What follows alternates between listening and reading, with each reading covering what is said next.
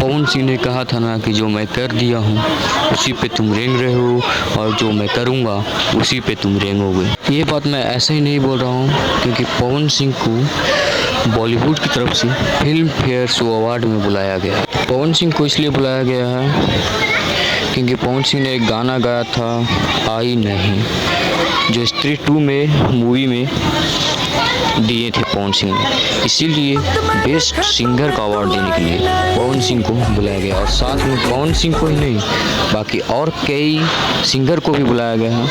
वो बॉलीवुड सिंगर है लेकिन पवन सिंह सिर्फ इन्हें बुलाया गया है भोजपुरी से। और भी कई सिंगर है जैसे अरिजीत सिंह है, जावेद अली है, पवन सिंह है, सोनू निगम है, करण। भोजपुरी में पवन सिंह ने पूरा तहलका मचा दिया और अब बॉलीवुड की बारी है। अब बॉलीवुड में तहलका मचाएंगे।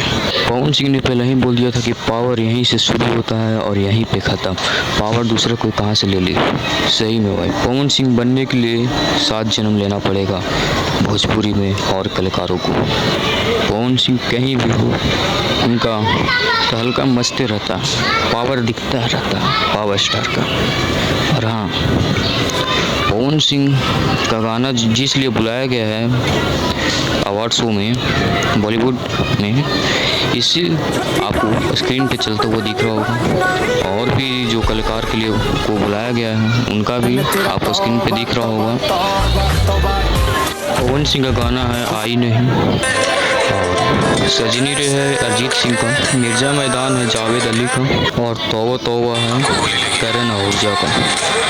पवन सिंह ने पूरा रिकॉर्ड बना दिया है और साबित कर दिया है कि पवन सिंह ने जो बोला था वो गलत नहीं बोला था, कि जो कर दिया है वहीं पे सब रेंगेंगे।